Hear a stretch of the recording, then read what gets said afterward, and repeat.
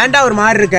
இல்லடா நாளைக்கு அக்கா பையனுக்கு இங்கேயும் இல்லடா இங்கேயும் இல்லடா. அந்த அங்க வரல தெரியலங்க. ரெண்டாவதுக்கு இல்லடா. இப்ப பாருங்க நீங்க. ஏன்டா ஒரு மாதிரி இருக்க? இல்லடா நாளைக்கு அக்காவுக்கு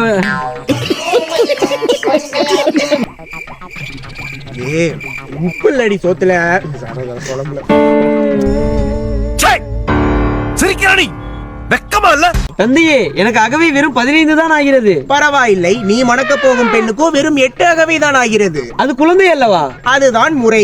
பெரிய பாரதியாரு காலங்கட்ட வந்து பொன்மொழி சொல்லிட்டு போட அந்த பக்கம்.